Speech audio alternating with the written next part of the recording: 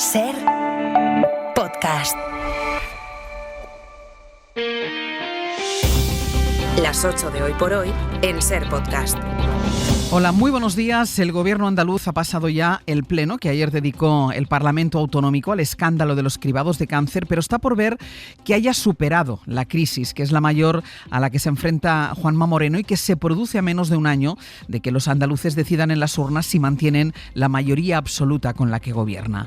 El nuevo consejero de Salud pidió ayer disculpas varias veces, aunque las pidió después de haber acusado a la Asociación de Mujeres Amama de lanzar infundios, después de sugerir que deberían ser ellas las que pidieran perdón por denunciar que no aparecían sus pruebas. Fue él quien dijo que la aplicación para consultar las mamografías se había saturado, lo mismo que se satura el sistema informático para comprar entradas del concierto de La Oreja de Van Gogh. La oposición se echó encima de la Junta y en especial del presidente Moreno Bonilla, que se quedó en el Parlamento para escuchar a su consejero, pero que se marchó en cuanto él terminó, sin presenciar todo el debate de la peor crisis que afecta a la sanidad pública andaluza y por la que al menos 2.000 mujeres no fueron informadas de los resultados de los cribados que se hicieron, presentaban sospechas. Pero por supuesto, y a diferencia de cualquier otro gobierno, se reconocen las disfunciones, se depuran responsabilidades, hemos pedido perdón. Yo lo vuelvo a hacer de nuevo. Antonio Sanz, que asume ahora el puesto de consejero de Salud, pedía disculpas después de haberse referido, así como ahora escucharán, a Amama apenas unas horas antes. Es que la denuncia que yo he visto de la asociación ayer en los juzgados fue que el SAS estaba haciendo desaparecer las pruebas. Y ahora, ¿la explicación la tengo que dar yo? ¿O quien presenta la denuncia y no aporta ninguna prueba? La oposición lamentó la ausencia de Juanma Moreno en el Pleno. ¿Cómo es posible que se deje el sillón vacío en un debate como este? Andalucía es una tierra de mujeres valientes con un presidente cobarde. ¡Cobarde! Quien debía estar dando aquí hoy la cara es el señor Moreno Bonilla, que se ha ido acogido a la puerta. La cobardía política. Y el consejero Sanz le defendió así. Lecciones al presidente de la Junta de Andalucía, ninguna. Que da la cara permanentemente aquí en el Parlamento con un señor Sánchez que lleva años sin ir al Senado y que ya lleva paralizando leyes muy importantes a través de la Cámara. Sastre, buenos días. Buenos días, Barcelona. Hoy por hoy noticias. Ser Podcast. Vamos a Sevilla. Natalia Perales, buenos días. Hola, buenos días. El debate de Natalia sirvió para ver cuál es la línea argumental de la Junta, decir que ya se han asumido responsabilidades. Sí, el debate monográfico sobre la sanidad pública, que tenemos que decir que solicitó la oposición desde hace más de 2 años y que la crisis de los cribados obligó a la Junta a llevarlo a la Cámara, ha servido para medir el desgaste del gobierno andaluz tras la crisis por los fallos en los programas de cribado de cáncer de mama, que ya se evidenció hace unos días en las últimas encuestas del Centra, dependiente, un organismo dependiente de la Consejería de Salud y que situaba a Moreno al borde de perder incluso la mayoría absoluta. Una crisis que ha sacudido la gestión sanitaria del Ejecutivo Autonómico, que ahora, como dices, intenta zanjarla con nuevas medidas para renovar el SAS, como la renovación digital del sistema sanitario.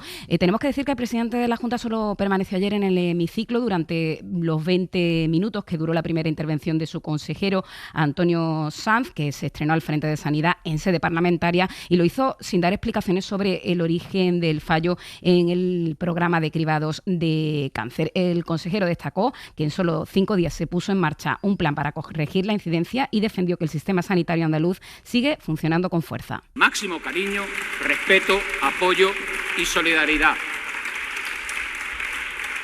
Pertenezcan a la asociación que pertenezcan, porque lo importante y la alianza es con las mujeres. Bueno, pues intenta zanjar así la crisis con las medidas, pidiendo perdón. Durante la defensa de las propuestas, los grupos de la oposición criticaron que el debate terminara sin una explicación sobre dónde se encuentra el origen del fallo en el programa de cribados. Aseguraron que las propuestas de los populares son una mentira e insuficientes. María Ángeles Prieto, del PSOE, Inmaculada Nieto, de Por Andalucía, y José Ignacio García, de Adelante. Ellas desprestigian la sanidad pública por denunciar que sus políticas y su gestión la están matando. ¿Cómo se atreve? ¡Qué vergüenza!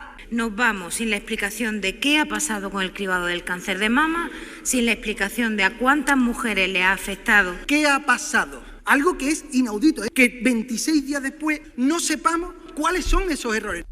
Bueno, pues hoy el presidente de la Junta, Juan Manuel Moreno, tendrá que seguir respondiendo a las preguntas de la oposición en sesión de control en sede parlamentaria. Natalia, gracias. En El Abierto vamos a responder nosotros a la pregunta de si hoy ya pueden las pacientes consultar sus pruebas diagnósticas y si estas pruebas están igual que estaban antes, es decir, que no hayan sufrido ningún cambio. Esta crisis en Andalucía es uno de los asuntos que más inquieta ahora mismo a la Dirección Nacional del PP, donde, por cierto, están pendientes de que sus presidentes en Extremadura y en Aragón tengan mayoría para poder aprobar o no sus presupuestos, porque se abre la posibilidad de un adelanto electoral en estos territorios. Hoy, en Extremadura, se debate si la legislatura tendría que durar 4 años en caso de que hubiera adelanto, y será revelador escuchar a María Guardiola, la presidenta, en el Parlamento sobre el horizonte político en su comunidad si es que no hay cuentas. En el PSOE y en el Gobierno los asuntos que se le complican son varios. El debate por la vivienda, aunque Sumar ha reculado tras haber llegado a pedir que dimitiera la ministra Isabel Rodríguez. También el aviso de Junts, que dice ahora que igual ha llegado la hora del cambio. Y también el caso Ábalos. Hoy comparecen en la Comisión del Senado la actual gerente del PSOE y su predecesor en ese cargo. Y a todo esto se añade la nueva andanada de Donald Trump a España por el gasto militar. Fue anoche en la Casa Blanca mientras recibía al secretario general de la OTAN, a Mark Rutte. Dijo Trump que ha conseguido que los miembros de la OTAN paguen el 5% en lugar del 2%. Con la excepción de España. En ese momento Trump mira a Rutte y le dice: creo que tendrás que hablar con España. Y entonces Trump sigue: España no sabe jugar en equipo, salvo España todos están cumpliendo al 100%. Y le dice a Rutte: creo que podrá resolver el problema muy fácilmente. Ahí lo deja el presidente de Estados Unidos, no aclara a qué se está refiriendo en concreto. Y luego, ya fuera del despacho Oval, cuando le han preguntado a Rutte por el gasto en defensa de España, ha dicho: he hablado muchas veces con Sánchez, nos conocemos muy bien. España cree que puede cumplir sus compromisos si gasta por debajo del 3,5% del PIB, pero yo les he dicho que no es posible, lo sabremos muy pronto. Eso mientras Junts, como les decía, advierte de nuevo al Gobierno. S'hauria de parlar menys de canvis d'horari i començar a parlar, senyor Sánchez, de l'hora del canvi. Con esta frase que Míriam Nogueras le dejó ayer a Pedro Sánchez en el Congreso, igual hay que hablar menos del cambio de hora y empezar a hablar de la hora del cambio. Josué Coello, buenos días. ¿Qué tal, Ángeles? Buenos días. No sé si hay alguna manera de saber si es un nuevo juego de palabras o estamos ante otra cosa. Bueno, lo que nos dicen fuentes de Junts es que lo de ayer no era un ultimátum, pero sí destacan que era la primera vez que lo verbalizaban así y que esta afirmación no era gratuita porque tenía la intención de descolocar a Sánchez. Nos dicen también que los próximos días van a ser importantes porque van a pasar cosas y advierten de que no tiene sentido seguir como hasta ahora. Ante esto, ¿qué piensan en el Gobierno? Por un lado, minimizan las amenazas y en Moncloa las encuadran en el tono habitual cuando Junts se sienta a negociar y más en su competición con Alianza Catalana. Sí preocupa más en el Ejecutivo mensajes como este que també lanzava ayer Nogueras. Molta gent està fins als nassos de no arribar a final de mes mentre veuen que els seus impostos no van a posar fi a la tortura diària de Renfe o a ajudar a la gent a aixecar els seus negocis, sinó que van a pagar rescats de les estrelletes de la flotilla, a finançament il·legal de partits, a prostitució, a festas. Mensajes habituales de PP y Vox relacionando dinero público con financiación irregular o con prostitución y que en el Ejecutivo no se esperaban escuchar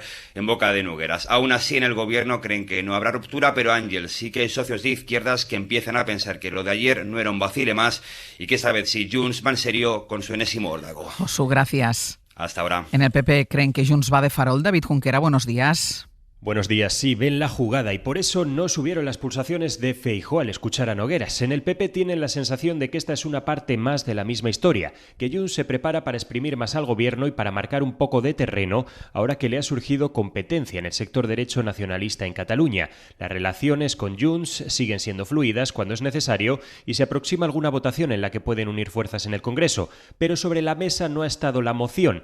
En Génova son claros, ellos no van a ser proactivos, no van a descolgar el teléfono para animar a los de Puigdemont. Si de verdad quieren romper, dicen que nos llamen ellos.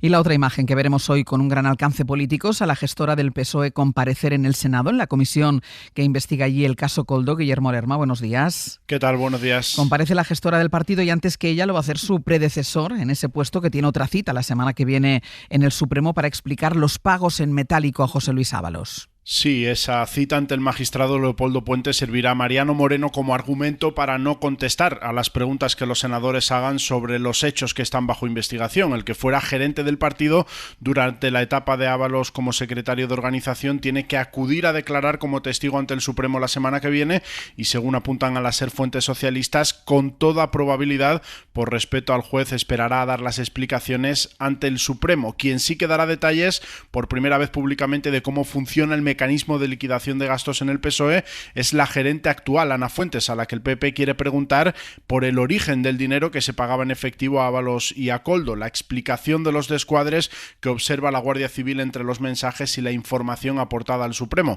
Ferraz asegura que ese dinero salía de las cuentas del banco y que se puede demostrar no solo con los extractos, sino con la documentación de la empresa de seguridad que dicen lleva ese metálico a la sede del partido. Ayer el PP pidió al Supremo que reclame al PSOE todos los movimientos de caja desde el año 2017. Los socialistas reiteran que pese a las acusaciones de la oposición no hay ningún indicio que apunte a la entrada de dinero de procedencia ilegal. Guille, gracias. Hasta luego.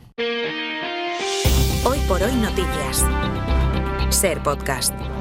Estados Unidos ha atacado una supuesta narcolancha, lo ha hecho por primera vez en el Pacífico. Esto fue ayer por la tarde, pero resulta que esta madrugada ha atacado otra y también en esas aguas. Pablo Morán, buenos días. Hola Ángels, buenos días. De manera que Trump avanza en su estrategia de ataques extrajudiciales que le han enfrentado con Venezuela y ahora también con Colombia. Eso es, estos dos últimos ataques en el Pacífico hay que enmarcarlos en el contexto de la escalada entre Trump y el presidente colombiano Gustavo Petro. Petro, al que Trump describe como un matón, un mal tipo, alguien que produce mucha droga, ya el domingo dijo que era un líder del narcotráfico. Era su respuesta a las críticas de Petro sobre el imponente despliegue naval norteamericano en el Mar del Caribe. Lo que han construido de la política antidrogas es una política de dominación sobre Colombia y América Latina. Y eso es lo que le dio a Trump rabia que yo dijera.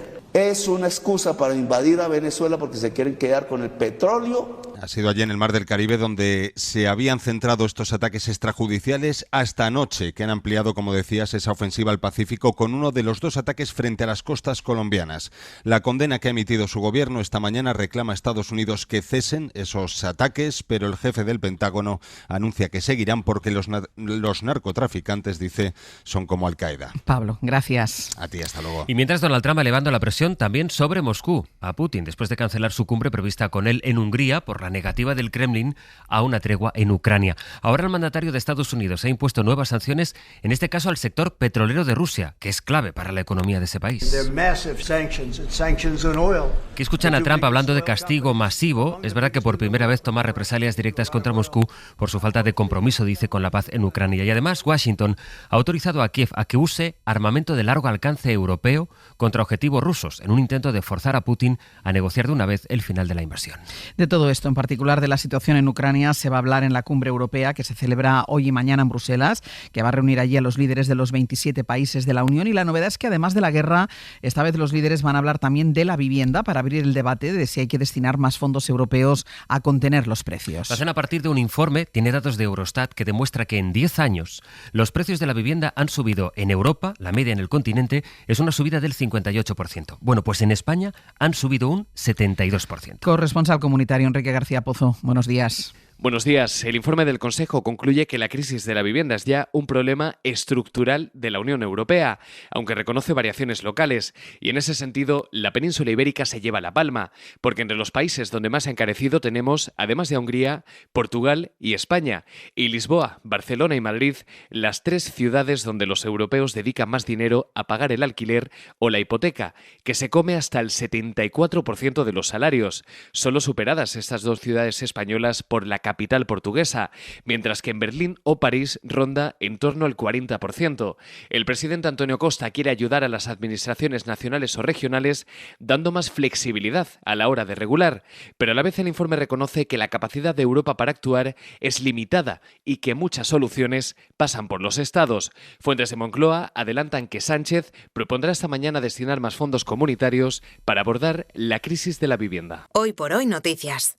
Ser Podcast. Colegios e institutos empiezan a contratar a profesores de secundaria que no tienen el máster habilitante, que es un requisito legal obligatorio para poder ejercer. Sucede sobre todo en especialidades en las que cada vez es más difícil encontrar profesores porque apenas hay, como matemáticas, física o química. Laura Gutiérrez. Sí, está pasando en Madrid, en Baleares, Cataluña y en la Comunidad Valenciana, según la federación que agrupa a los profesores de matemáticas y según reconocen a la SER los directores de los institutos. Las comunidades han venido recurriendo a esta práctica irregular en los últimos meses del curso, pero esta vez la bolsa de docentes que sí tienen la formación que marca la ley se ha agotado nada más arrancar las clases. Ha pasado, por ejemplo, en el IES Vallecas de la capital. Que la ha cogido una persona, la plaza, la sustitución, que no posee máster de profesorado ni CAP, no tiene experiencia previa ninguna en educación y encima su especialidad no es afín a física y química. Los directores de instituto admiten su profunda preocupación. Pero el problema es que ahora mismo estamos a finales de octubre y ya se está produciendo, con lo cual nos tememos que esta situación se va a producir de forma muy habitual en lo que queda de curso. El Ministerio de Educación asegura a la SER que se están preparando medidas excepcionales que todavía no ha desvelado. Para no perderte ningún episodio, síguenos en la aplicación o la web de la SER, Podium Podcast o tu plataforma de audio favorita.